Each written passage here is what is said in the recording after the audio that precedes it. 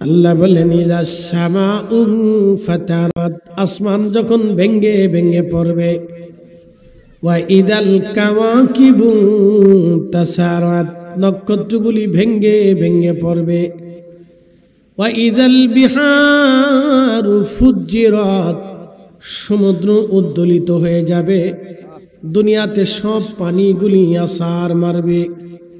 কি আশ্চর্য! আমি মালদ্বীপে গেলাম, সমুদ্র ভূপৃষ্ঠ থেকে মাত্র 3 হাত উপরে হবে তাদের জমিন।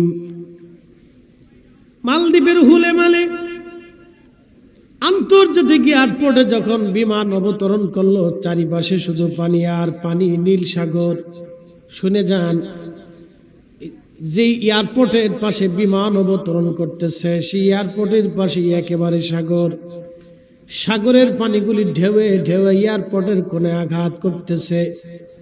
ওই পানিগুলি ঠেকিয়ে রাখার জন্য সামান্য কিছু পাথর দিয়ে এবং আপনার সিমেন্ট দিয়ে পাথরের মতো বানিয়ে এয়ারপোর্টের পাশ দিয়ে ব্যারিকেড দিয়ে রাখা হয়েছে। ওই ব্যারিকেডের উপরে সমুদ্রের পানির আছাড় এসে পড়তেছে। যদি আর একটু জোরে আছাড় মারে, সমুদ্রের পানিগুলি এয়ারপোর্টের মধ্যে ঢুকে যাবে।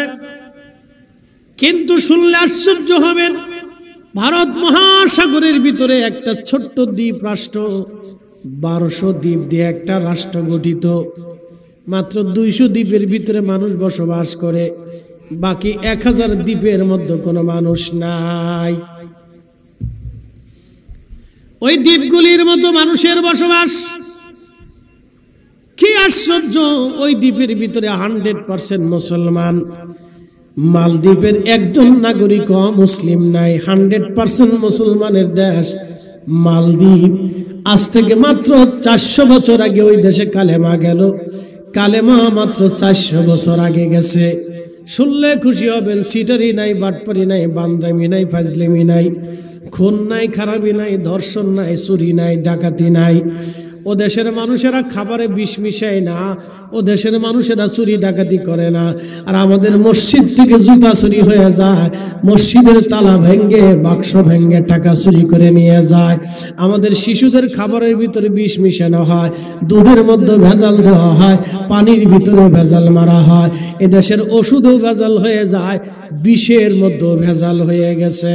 বিষ খাইলেও মানুষ মরতে চায় না। এই আসতে কোনকে ধরে বলে, অথচ এ দেশে 1300 বছর আগে মুসলমান এসেছে। কালেমার দাওয়াত দিয়ে 1400 বছর আগে সাদ বিন আবি ওয়াক্কাস রাদিয়াল্লাহু আনহুর 100 বছর পরে হযরত বদর শাহ, তার 100 বছর পরে হযরতে বাইজিদ বুস্তামি রাহমাতুল্লাহ আলাইহি, তার 100 বছর পরে বদর শাহ, তার 500 বছর পরে হযরত শাহজালাল ইয়ামানি মুজাররিদি। আর বাংলাদেশের ইসলাম আসার 1000 বছর পরে ইসলাম গেল মালদ্বীপে। ওরা চুরি করে না, ডাকাতি করে না। আর এদেশের রন্দে রন্দে এত ওলিরা এত করে মানুষকে বুঝাইলো, তারপরে এদেশের মানুষ চুরি ডাকাতি খুন খারাপি ছাড়ে না। কথা কন নাকি ঠিক কিনা? এই পাগল খেপছে।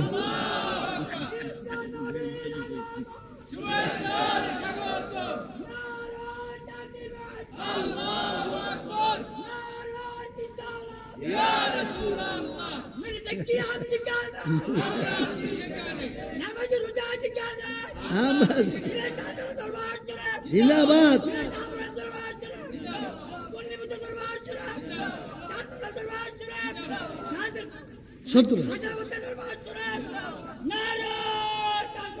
আল্লাহ 17 বাদ গেল কে?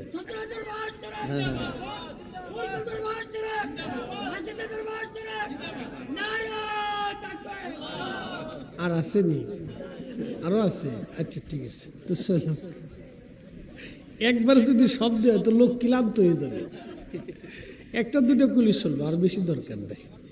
লোক আশেক লোকের, পাগলের কোনো মামলা নেই। শোনেন, আল্লাহ আমাদের চেহারার দিকে তাকাবে না, প্রয়োজনই নেই। আল্লাহ চেহারা আল্লাহ দিছে। লাকাদ খালাকনাল ইনসানা ফি আহসানি তাকওয়িম। আল্লাহ চেহারা দিয়েছে, চেহারার দিকে সাথে আল্লাহ তাকাবে না। আল্লাহ লুকস টু ইয়োর হার্ট। আল্লাহ আপনার কালবের দিকে তাকাবে। কোন জায়গা তাকাবে? কালবে দেখবে, আল্লাহ কালবের দিকে দেখবে, আমার চামড়ার দিকে দেখবে না। মুসলমান হয়ে তো সুদানি মুসলমান হয়ে না। সুদানি মুসলমান দেখেন নাই, গুলি করে করে মারে, ঠাম ঠাম ঠাম ঠাম, বাপরে বাপ, এক মুসলমান আর এক মুসলমানকে গুলি করে মারতেছে। বাংলাদেশেও সুদানি মুসলমান আছে, আছে না? কবরের ভিতর থেকে লাশ ওঠে, যারা লাশ পড়াইলো সব সুদানি মুসলমান। হ্যাঁ, আস্তে কণ্ঠে যারা বলেন কি মুসলমান? সুদানি মুসলমান, রসুলের দেশের মুসলমান না তো।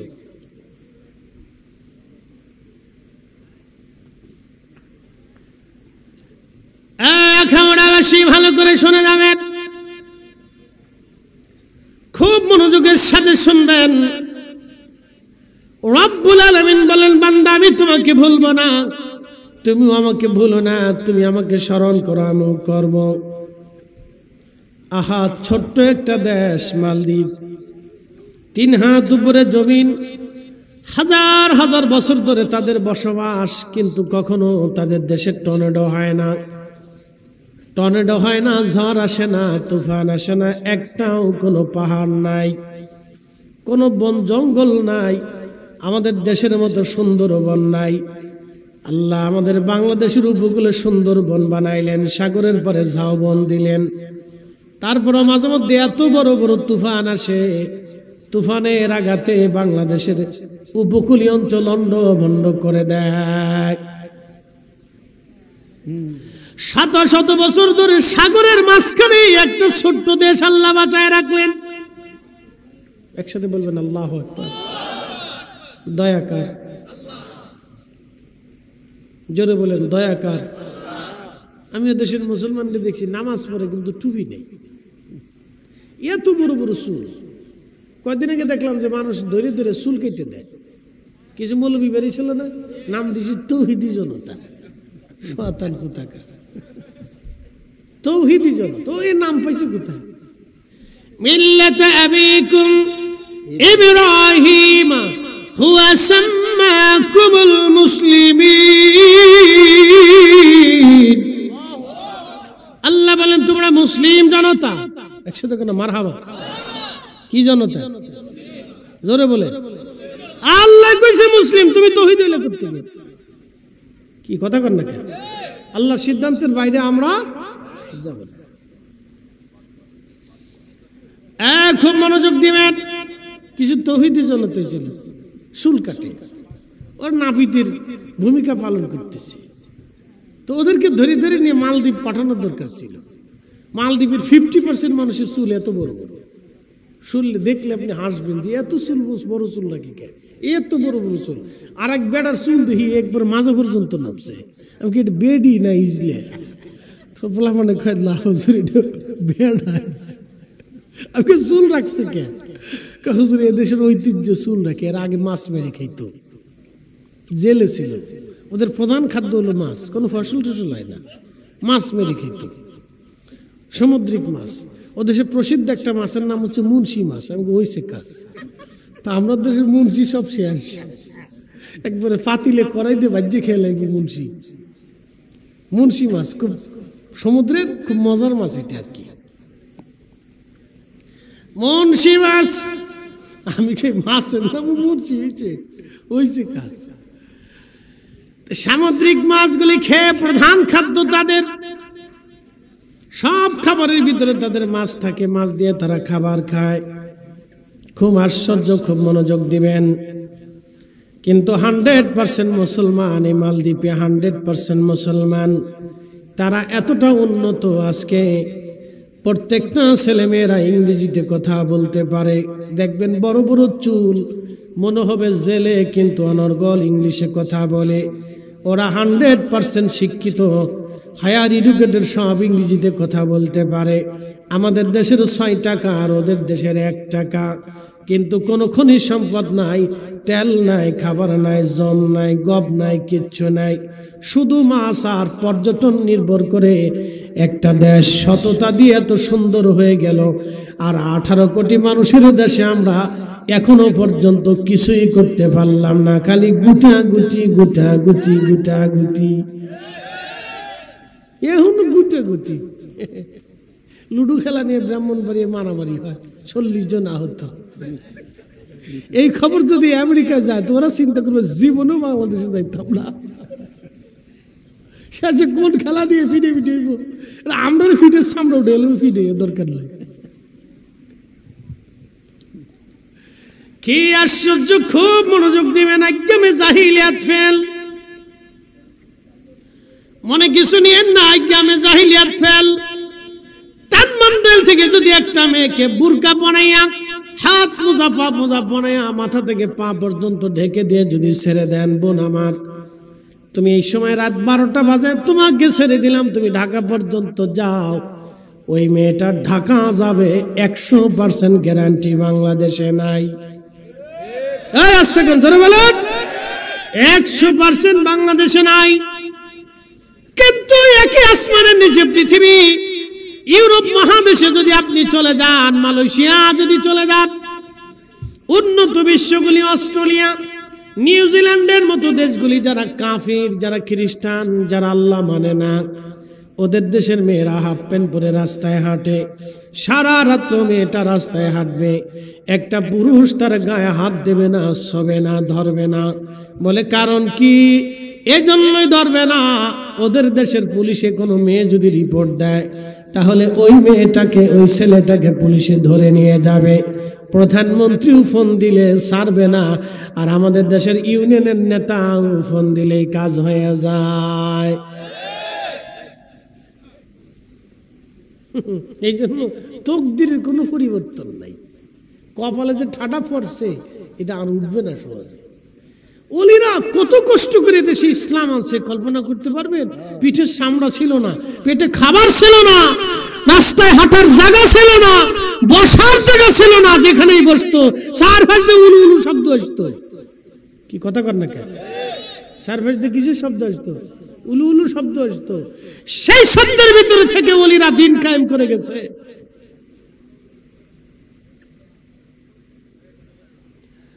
টানমান্ডালবাসী ভালো করে শুনে যাবেন, রব্বুল আলামিন আল্লাহু আকবার, ওয়া ইদাল বিহারু ফুজ্জিরাত, সমুদ্র উদ্দোলিত হবে, সমুদ্রের সমস্ত পানিগুলি জমিনের উপর আছাড় মারবে। দুনিয়ার এমন কোনো মাটি নাই, এমন কোনো পাহাড় নাই যেই পাহাড়টা মাটির পানির নিচে ডুবে না যাবে। দুনিয়ার সবচেয়ে উঁচু পাহাড়ের নাম মাউন্ট এভারেস্ট। মাউন্ট এভারেস্ট একেবারে দুনিয়ার সর্বোচ্চ পাহাড়, 29,000 ফিট উচ্চতা আছে, 29,000 ফিট উচ্চতা। আপনি ওই যে বাংলাদেশের কি বলে পঞ্চগড়ে, আপনি পঞ্চগড়ের তেঁতুলিয়ার কোনায় এখানে একটা জায়গার নাম ভুলে গেছি, ওইখানে দাঁড়াইলে আপনি মাউন্ট এভারেস্ট পাহাড় দেখতে পাবেন। এর মাথা সূর্যের আলোতে দেখা যায়। আমি এভারেস্ট দেখতে গিয়েছিলাম হচ্ছে শিলিগুড়ি থেকে, এটা কি বলে সুন্দর একটা জায়গা, দার্জিলিং। দার্জিলিং গেছিলাম, আল্লাহ ঘুরাইছে বহুত জায়গা। শিলিগুড়ি মাহফিল করে লোকেরা বলল হুজুর চলেন দার্জিলিং, চলেন, যেতেই তো হবে। তো মাশাআল্লাহ দার্জিলিং এর জন্য গাড়িতে উঠলাম, ওরে ড্রাইভার আর কি পাহাড়ি রাস্তা রে বাপ, একবার যদি ফরে তো 70 কিলোমিটার নিচে। ওদের ড্রাইভারদের কলিজা দেখছি একবার গরুর কলিজা, সেতে বড় কলিজা। হ্যাঁ, বাংলাদেশের ড্রাইভার ওর ভিতরে উঠলে হার্ট স্ট্রোক করে গাড়ি গুড়ি সহ নিচে পড়ে যাবে, এমন ড্রাইভার, খুব মারাত্মক চিঙ্কু পিঙ্কু রাস্তা। হ্যাঁ, পাহাড়ের কোনা দিয়ে কোনো ইটি নাই, এটা বলে কি সাইডে কোনো রেলিং বেলিং নেই, ফরার লগে শেষ চিঙ্কু পিঙ্কু রাস্তা। ওর ভিতরে যেমন মোটরসাইকেলও চালাইতেছেন ঘুরে ড্রাইভার, বেডিরাও চালাবে, বেডি তো না, এটা হাতি। একেবারে ঘুম সাহার ঘুম, ঘুমে চলে গেলাম। মাটি থেকে প্রায় 70 কিলোমিটার পাহাড়ি রাস্তা বে দার্জিলিং।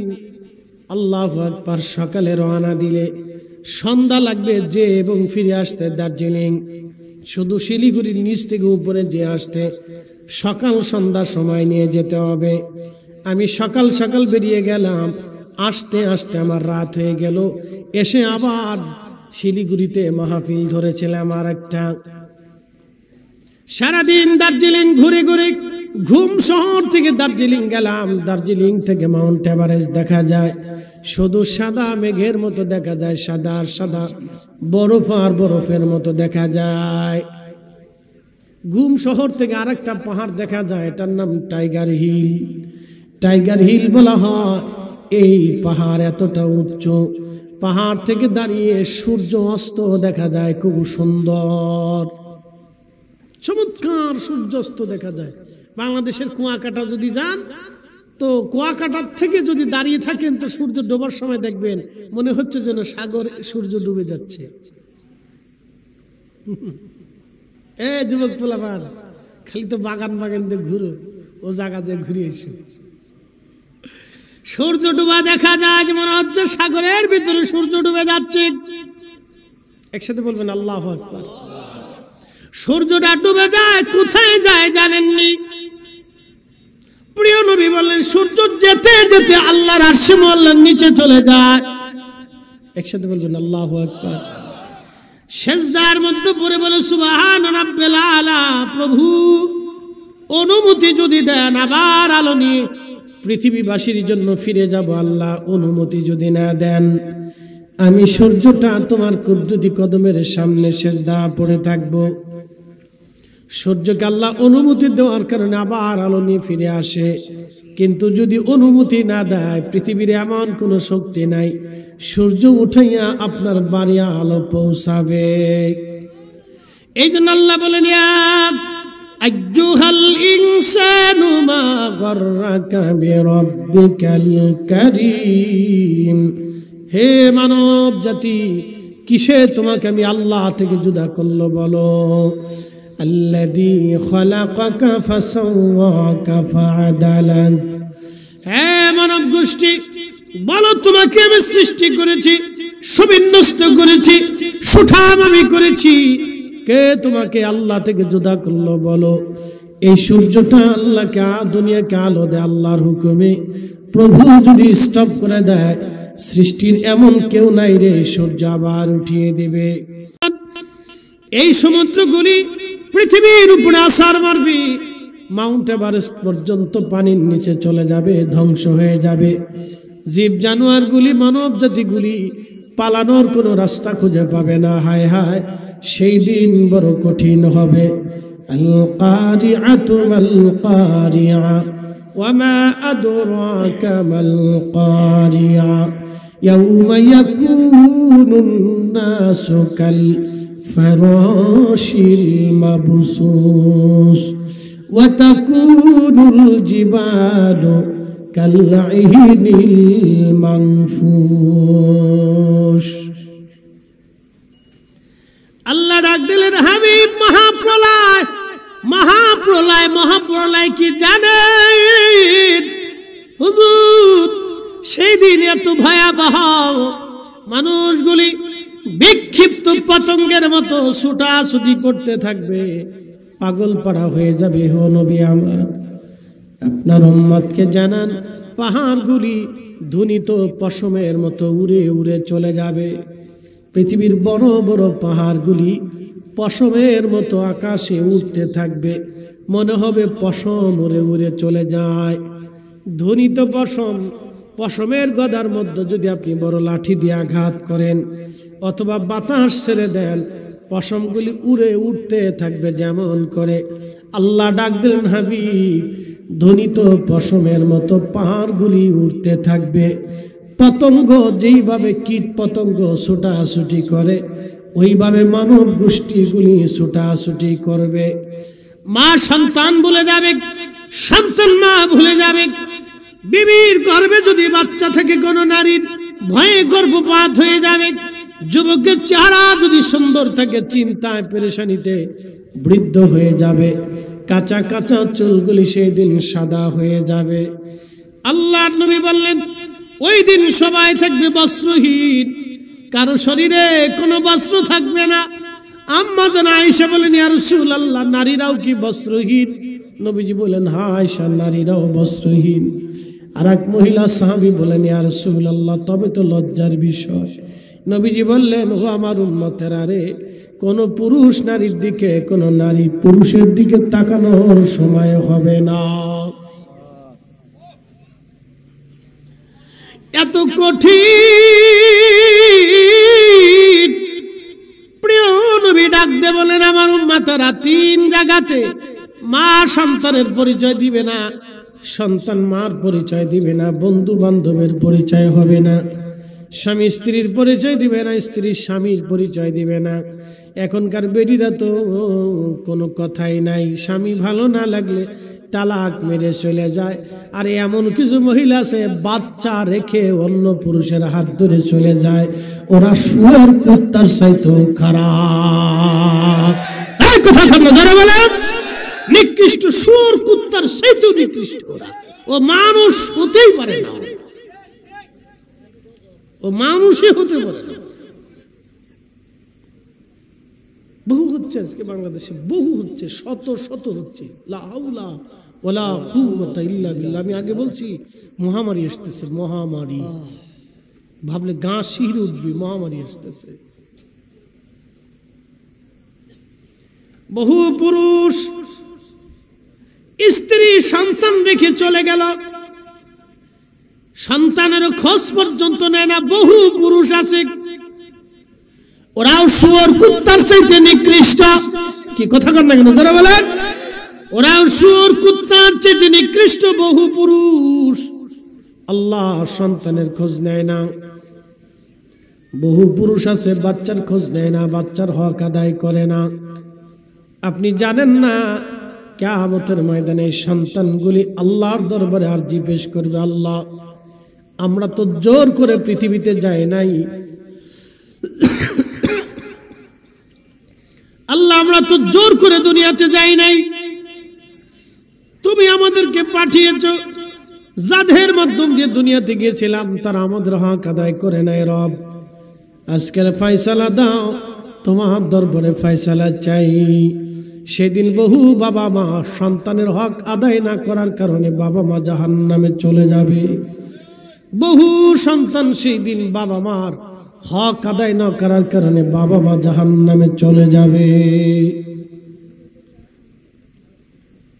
আমার কথা শুনতে কষ্ট হইতে পারে। আল হাক্কু মুররুন, হক তিতা তিতা লাগে, হক মিষ্টি লাগে না। কথা ঠিক আছে কিনা? হক কি লাগে?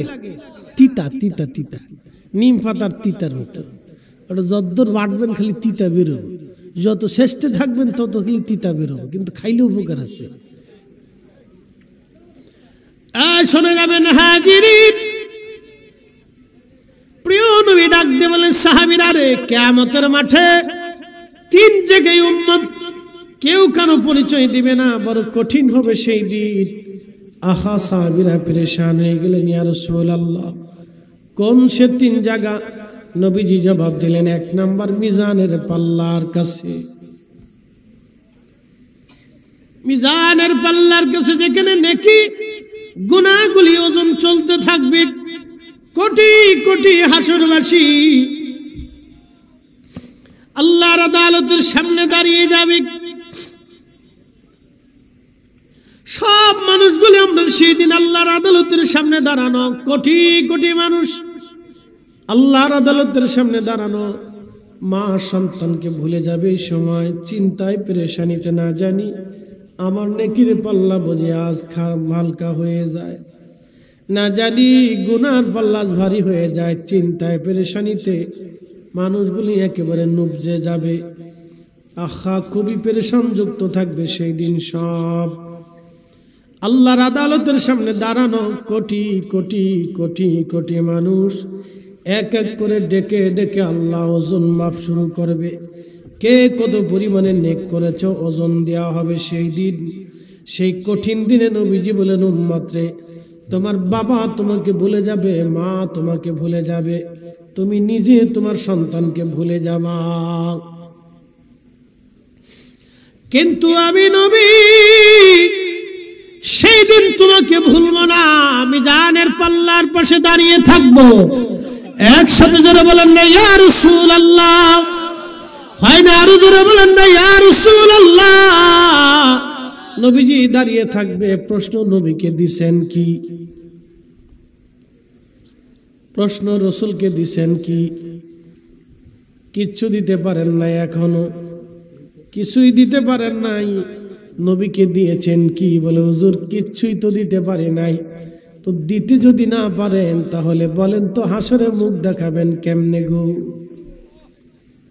শ্রেষ্ঠ নবী দিলাম তরিয়ে নিতে রোজ হাসরে, পথ না ভুলি তাই তো দিলে পাক কুরআনের বাণী, খুদা তোমার মেহেরবানি। সুন্দর ফুল সুন্দর ফল, মিঠা নদীর পানি, খুদা তোমার মেহেরবানি। প্রশ্ন দুনিয়াতে নবীকে দিছেন কি? কিছুই দিতে পারেন নাই। আজ আপনি হালাল হারাম দিলেন না, বেশি গুজে চললেন না, সুন্নত দিলেন না, দুরুদ দিলেন না, নামাজ দিলেন না, রোজা দিলেন না, হজ দিলেন না, যাকাত দিলেন না, সাদকা দিলেন না। দিবেন কি? কিয়ামতের ময়দানে কোন চেহারা নিয়ে, কোন আশা নিয়ে নবীজির সামনে দাঁড়াবেন? নবীজি বলেন, উম্মত আমি দাঁড়িয়ে থাকবো তোমার সামনে। আহা আমার উম্মত, যদি নেকির পাল্লা হালকা হয়ে যায় গো, আমি নবী নিজে কালেমা শরীফ দিয়া আমার উম্মতের নেকির পাল্লাগুলি ভারী বানায় দিব। একসাথে জোরে বলবেন কি মারহাবা। তিনি রাহমাতুল লিল আলামিন। সেদিন নজদি আফসোস করবে, আরে ওই দুনিয়াতে আমি এই রসুলের শানকে ছোট করে বলছিলাম, আজকে কি লজ্জার ব্যাপার, এই নবীর সামনে কেমনে দাঁড়াবো? সেদিন নজদি আফসোস করবে। কি কথা কর না কেন? নজদি কি করবে? আফসোস করবে, আফসোস করবে, অনেক বড় আফসোস করবে, কিন্তু কাজ হবে না বাপ। অনেক বড় আফসোস করবে কিন্তু কাজ হবে না নজদি।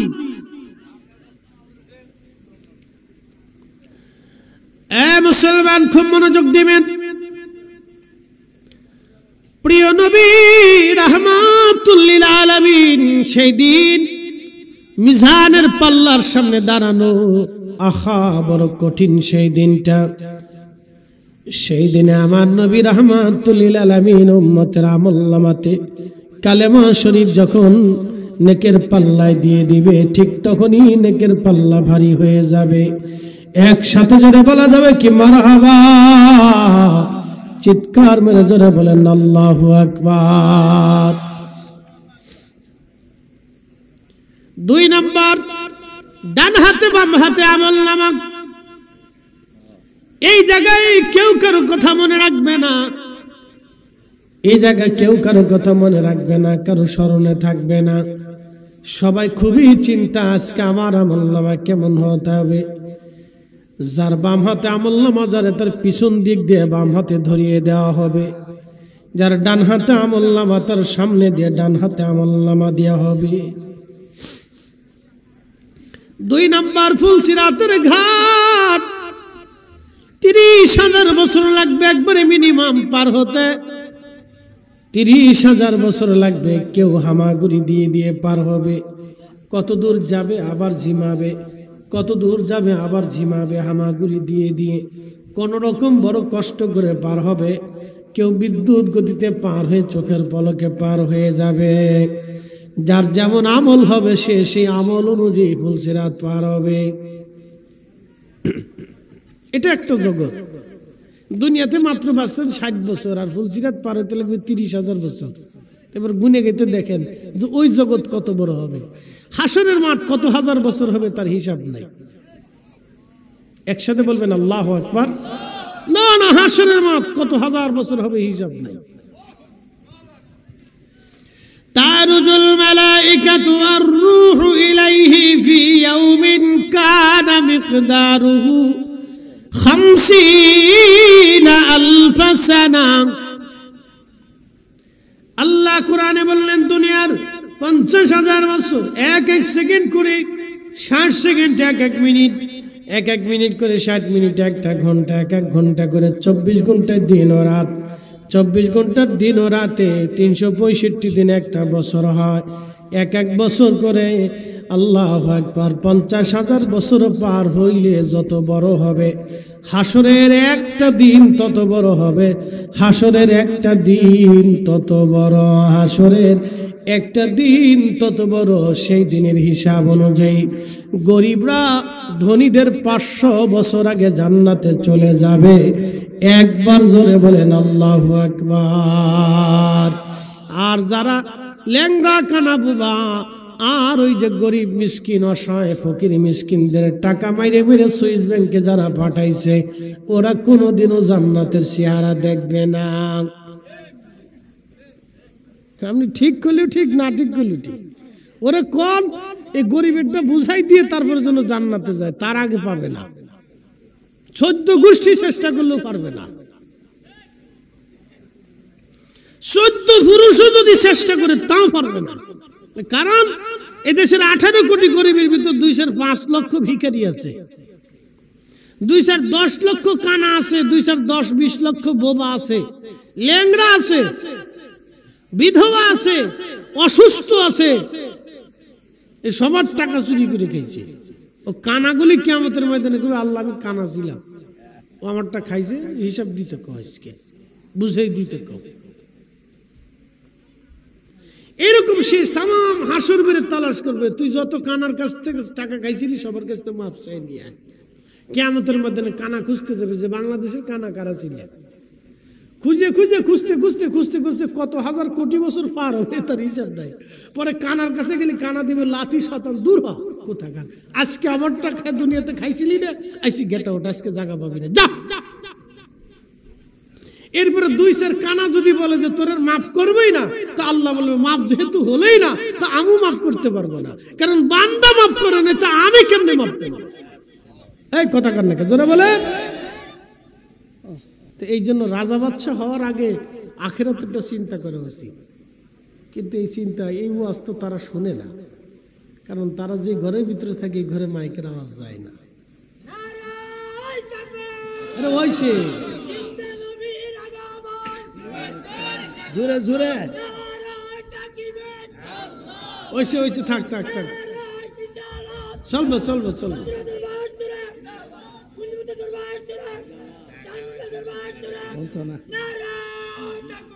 আল্লাহ সিরিয়াল শেষ করবো তারপরে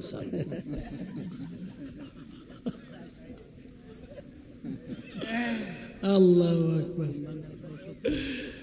কি ভাবতেছেন আপনারা কত? এরপরে বুবার দলের একেবারে আল্লাহ আমরা বুবা ছিলাম, আমরা জন্য সরকারি বরাদ্দ ছিল, ওরা চুরি করে খাইছি। লন্ডন বেগম পাড়ায় বাড়ি বানাইছিল আল্লাহ। আমি ভাঙ্গা ঘরের ভিতরে ছিলাম, বৃষ্টির দিনে পানি পড়তো, হিসাব দিয়ে জান্নাতে যাইতে কম। কি যে ধরা খাবে সেই দিন, কি যে ধরা পড়বে তার কোনো হিসাব নাই, মারাত্মক ধরা। শুনে যাবেন ভাইজান আমার, কত কঠিন হবে সেই দিন। লক্ষ লক্ষ বুবাদের কাছে যাবে, হাজার হাজার কোটি কোটি বছর পার হবে, খুঁজে খুঁজে হাসরের মাঠ। বুঝতে পারতেছেন 1 আর 2 জন মানুষ না, ট্রিলিয়ন বিলিয়ন কোটি মানুষ, আদম সফিউল্লাহ থেকে একেবারে কিয়ামত অবধি পর্যন্ত যত মানুষ আছে সব মানুষের বিনে এই মানুষগুলি তালাশ করে করে মাপ চেতে হবে। বুঝতে পারতেছেন কত কঠিন সেই দিন। এই জন্য নবীজি বলেন, আমার উম্মতেরা যারা গরিব আছো, সুসংবাদ তোমরা শুনে নাও, ধনীদের 500 বছর আগে তোমরা জান্নাতে চলে যাবা। একবার জোরে বলেন আল্লাহু আকবার। না আরো জোরে বলেন, জোরে বলেন। আমরা কি সাতার ধনী, আরবে যায় দেখেন যে কত ধনী। আরো ধনী যদি দেখতেছেন তো উন্নত বিশ্ব যায় দেখেন গে। আমাদের 2 সাইডের ধনীরা এরা কিনে রেখে বাড়ির সামনে ওই দারোয়ান রাখতে পারে, বুঝছেন না? মনে হয় আমাদের দেশে যে ধনী আছে 2 সাইডে কিনে তারা বাড়িতে দারোয়ান রাখতে পারে, এরকম ধনী আছে আরবে। বাপরে বাপ, কত টাকার মালিক সে নিজেও জানে না। বউ আছে 36টি। কি হাসেন কে? কথা খারাপ গেছি ভাই? কয়টা আছে? কারো 17টা, 20টা, 25টা, 20টা, যার যত টাকা তার তো বউ আছে। এটা কি করে বৌদি আল্লাহ জানে, বর্তমানে খায় না জিন না ভূত না মানুষ না গরু না ছাগল, বুঝি না আমি কিছু। আরব আর আরব আছে, আরব আর আরব নাই।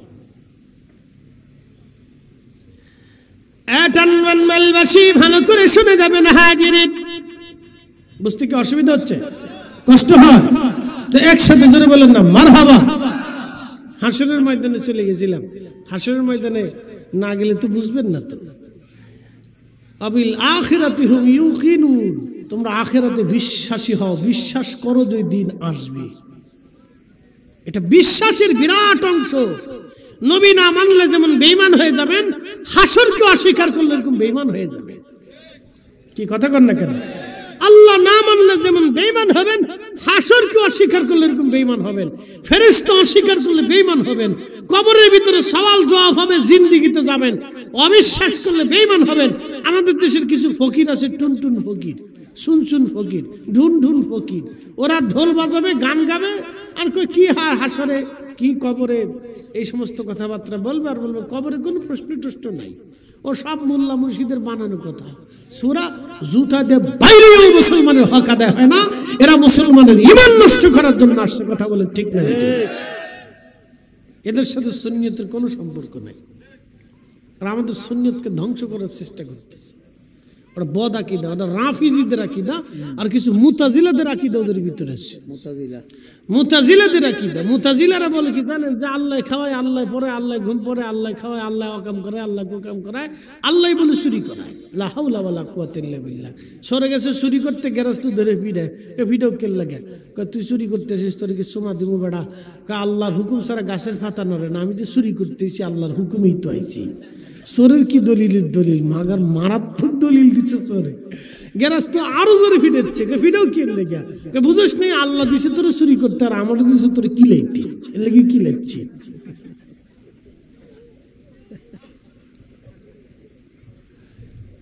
এই হলো অবস্থা। তো মুতাজিলাদের আকীদা হচ্ছে আল্লাহ খাওয়ায়, আল্লাহ পরে, আল্লাহ ঘুম পরে, আল্লাহর হুকুম ছাড়া গাছের পাতা নড়ে না। আমি যে চুরি করছি আল্লাহ করে, আমি যে জেনা করছি আল্লাহ করায়, আমি যে আকাম কুকাম করছি এটা আল্লাহ করে, আমি ডাকাতি করছি এটা আল্লাহ করায়। বুঝতে পারছেন? এটা হলো তাদের আকীদা। এই সমস্ত বদ আকীদার থেকে আমাদেরকে আল্লাহ হেফাজত করুক, বলেন আমিন। তুমি যেমনি নাচো এমনি নাচি, ফুতুলের কি দোষ? একটা গান আছে না, এটা মুতাজিলাদের আকীদা বহন করে, লা হাওলা ওয়ালা কুওয়াতা ইল্লা বিল্লাহ। আর একটা আছে, লালন ফকির গেছিল, তোরা কে যাবি নবীর নৌকাতে আয়। দেখেন গাইছে খুব ভালো। রূপকাঠির ওই নৌকা খানি নাহি ডুবার ভয়। এখন যদি দুই টুনটুন বাড়ি দেওয়া যাইত রে ভাই, এই দেশের যত ফুলা বানাচ্ছে সব দৌড় মারত। কোন শিল্পী আইছে রে? তোরা কে যাবি নবীর নৌকাতে আয়, নবী না মানে যারা মহাহেদ কাফের তারা এ দুনিয়ায়। লেখছে কিন্তু বালা। এরপরে কি লেখছে দেখেন, যিনি মুর্শিদ তিনি রসূল, তিনি খুদা হয়। লা হাওলা ওয়ালা কুওয়াতা ইল্লা বিল্লাহ। আস্তাগফিরুল্লাহল আযীম। আল্লাহকে, রসূলকে আর মুর্শিদকে এক কাতারে নিয়ে আসে, এটা ব্রহ্মবাদের বিশ্বাস। নাউজুবিল্লাহ। না আরো জোরে বলে, আরো জোরে বলে। এই বিশ্বাস নিয়ে কোনো মুসলমান কবরে গেলে তার জাহান্নাম ছাড়ার কোনো রাস্তা হবে না। কথা বলেন ঠিক না বেঠিক? দেখুন, ইসলামের বিশ্বাসের ভিতরেই পড়ে না, এটা কুফরি আকীদা। আমাদের দেশের মানুষের বুঝুক আর না বুঝুক, কলা গিলে খাচ্ছে। ও ফরমালিন আছে কি না আছে দেখবে না, ওর কলার ভিতরে মাছি বসে না, ফরমালিনের সোডে। একটু মজা লাগতেছে, শুনে টুনে চলে আসতেছে, দুই বাড়ি দিয়ে বাস। টাকা কিছু থাকলে পকেট থেকে ছুঁড়ে মেরে দিচ্ছে, ল আরো গা। টানবান্দালবাসী ভালো করে শুনে যাবেন, আমার উপর রাগ করলেও কিছু করার নাই, খুশি হলেও কিছু করার নাই। আমি আল্লাহর জন্য কথা বলি, রাসূলের আহলে সুন্নাত ওয়াল জামাতের পক্ষে কথা বলি, যে ঈমান নিয়ে হযরত শাহজালাল ইয়ামানি এসেছিলেন। আমি সেই ইমানের কথা বলি, যে ইমান নিয়ে সতুরের হুজুর কেবলাই জমিনে দাওয়াত দিয়েছেন, যে ইমান নিয়ে হুজুর খাজা মঈনুদ্দিন চিশতি আজমেরী সেনজরি যেই কালেমার পতাকা বহন করেছিলেন, দাদা গঞ্জ বক্স রহমাতুল্লাহ আলাইহি, হাজার বছর মুজাদ্দিদ শাইখুনা ইমামুনা মুজাদ্দিদ আল ফাসানি সরহিন্দি রহমাতুল্লাহ আলাইহি যে ইমানের জন্য লড়াই করেছিলেন, সেই ইমানের কথা বলতেছি। ভালো লাগলেও ভালো, না লাগলেও ভালো, মন্দ বললেও ভালো, প্রশংসা করলেও ভালো, কিছুই করার নাই, কথা বলতেই হবে। কথা বলেন ঠিক কিনা? আমরা ফিরে যাব কার কাছে? একসাথে বলে, আরো জোরে বলে। এতে কি কোনো সন্দেহ আছে? এক বিন্দু সন্দেহ নেই। জিজ্ঞাসিত হবো ওনার কাছে, হাসরের মাঠ কায়েম হয়ে যাবে। আল্লাহ রাব্বুল আলামিন বললেন, দুনিয়ার 50,000 বছরের সমান একটা দিন হবে হাসরের মাঠ। ও আমার বান্দারা শোনো। নবীজি বললেন, উম্মত তোমরা শোনো, সেই দিনটাকে তোমরা ভয় করো, সেই দিনের কঠিন বিপদ থেকে তোমরা বেঁচে থাকো। সাহাবায়ে কেরাম বলেন, ইয়া রাসূলুল্লাহ কোন বিপদ? বলতেছে, উম্মত রে, কিয়ামতের ময়দান কায়েম হয়ে যাবে, মাঠ এক পাশে কিছু মানুষকে আল্লাহ শাস্তি দিবে। তারা কারা? যারা অবৈধভাবে সম্পদ উপার্জন করত, অন্যের জমি মেরে দিছে, টাকা মেরে দিছে, অর্থ মেরে দিছে, সুদ খাইছে, ঘুষ খাইছে, অন্যের ঠকাই দিছে, অন্যের টাকা মেরে দিয়ে একবারে তার ফকির বানায় বাস পয়সা করে মালিক হয়ে গেছে। এই সমস্ত মানুষ যারা সম্পদ রেখেই তো চলে আসবে, তারা তো সব খেতে পারবে না। তো কিছু মানুষ সম্পদ রেখে চলে আসবে, এই সম্পদ তার গলার ভিতরে সাপ বানাইয়া কিয়ামতের ময়দানে আল্লাহ ঝুলাই দিবে, আর মেহশরের মাঠের এক পাশে আল্লাহ রাব্বুল আলামিন তাদেরকে রেখে দেবে। সমস্ত শরীরের ভিতরে সর্প তাকে পেঁচাইয়া মুখের মধ্যে কামড় মারতে থাকবে। প্রত্যেক সবলে সবলে মুখের গোশত চামড়াগুলি উঠে উঠে চলে যাবে, আবার গোশত চামড়া হবে, আবার উঠে চলে যাবে। এমন কামড় হবে, এমন বিষের ক্রিয়া চলবে। একটা কামড়ে 40 বছর পর্যন্ত বিষ ক্রিয়া চলবে। যত কামড় দিবে বিষের যন্ত্রণা তত বাড়বে, যত কামড়াবে তত যন্ত্রণা বাড়বে। গগন বিদারী চিৎকারে হাসরের ময়দান প্রকম্পিত হবে। কোটি কোটি হাসরবাসী তাদের দিকে তাকায় দেখবার আফসোস করবে, হায় হায় হায় এরা কারা? যারা দুনিয়াতে অবৈধভাবে সম্পদ রেখে সন্তানের জন্য জমা করে এসেছিল, আল্লাহর পথে কোনো কিছুই তারা ব্যয় করে নাই। এই সম্পদ আজকে তাদের জন্য সাপের আকৃতি বানানো হবে। কি কঠিন হবে সেই দিন। নবী বলেন, উম্মত এই কঠিন দিবস থেকে তোমরা বাঁচার চেষ্টা করো। কতদিন পর্যন্ত সাপে কামড়াবে? 1 আর 2 দিন, 2, 1, 2, 4 বছর হবে না। নবীজি বললেন, সমগ্র মানব জাতির হিসাব কিতাব শেষ হবে, সব ফেরেশতাদের হিসাব নিকাশ শেষ হবে। কোটি কোটি ফেরেশতাদের হিসাব টানা হবে। জিব্রাইল, মিকাইল, ইসরাফিল, আজরাইল, মালাক ফেরেশতা, কেরামান কাতিবিন, মুনকার নেকির রুম্মান ফেরেশতা, যত ফেরেশতা আছে আল্লাহর, হাজার হাজার কোটি কোটি ফেরেশতা। পানির ফেরেশতা, আসমানের ফেরেশতা, মেঘের ফেরেশতা, পাহাড়ের ফেরেশতা, গাছের ফেরেশতা, খাবারের ফেরেশতা, বাতাসের ফেরেশতা, অক্সিজেনের ফেরেশতা, আমাদের যত দুনিয়ার যত ফেরেশতা নিযুক্ত আছে আকাশে জমিনে, সব ফেরেশতারা আল্লাহর আদালতের সামনে সারি সারি হয়ে দাঁড়াবে। আল্লাহ সবার জীবনের হিসাব নেবে। তুমি কি কি করেছ, আমার হুকুম ঠিক মতো আদায় করছো কিনা, সেই দিন আল্লাহ হিসাব নেবে। একটু পড়েন তো, লা হাওলা, শয়তান এসেছে, জোরে বলে, লা হাওলা ওয়ালা কুওয়াতা ইল্লা বিল্লাহ, লা হাওলা ওয়ালা কুওয়াতা ইল্লা বিল্লাহ। শয়তান চেষ্টা করতেছে মাঠ নষ্ট করার জন্য। একসাথে জোরে বলি তো, আল্লাহু আকবার, নারে তাকবীর, নারে রিসালাত।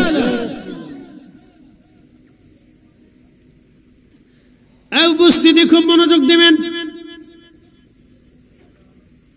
হাসরের মাঠের এক পাশে মানব জাতির হিসাব হলো, জিনদের হিসাব শুরু হবে।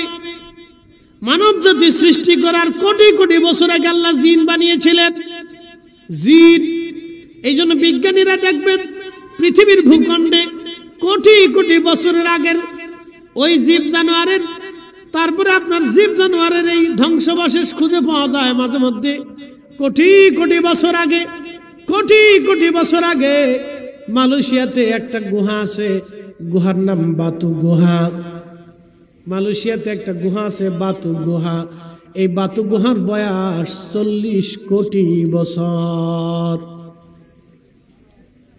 একটা পাহাড় আছে, পাহাড়ের একটা গুহা আছে, নাম হচ্ছে বাতু গুহা। 40 কোটি বছর বয়স। এর গুহার সামনে হিন্দুরা একটা মূর্তি বানায় রাখছে, তামিলনাড়ুর হিন্দুরা। মূর্তিটার নাম দিছে ওদের বলে যুদ্ধের দেবতা। দেখতে হনুমানের মতো দেখা যায়, বুঝতে পারছেন? ওরা নাম দিছে আমাদের যুদ্ধের দেবতা। আর এর ভিতরে যে কত মন্দির আছে, প্রতিমা আছে, তার হিসাব নাই। হিন্দুরা পূজা অর্চনা করে গুহার ভিতরে। বাতু গুহা, হিন্দুরা পূজা অর্চনা করে গুহার ভিতরে। মুসলমান খুব মনোযোগ দিবেন, 40 কোটি বছর বয়সে গুহার, তার মানে বোঝা গেল কত বছর হতে পারে। ভালো করে বুঝেন, এই মানব জাতি সৃষ্টি করার আগে আল্লাহ জিন জাতি বানিয়েছিলেন।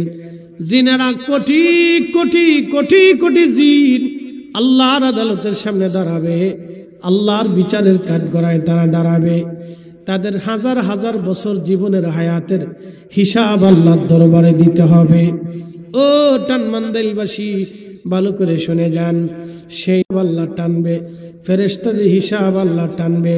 ততদিনে ওই সাপে কিন্তু তারে কামড়াচ্ছে, সাপে কিন্তু তারে শাস্তি দিতেছে। এরপরে গরু ছাগলের হিসাব আসবে। একসাথে বলবেন আল্লাহু আকবার। বলে গরু ছাগলের হিসাব আছে, আর গরু ছাগলের হিসাব আছে।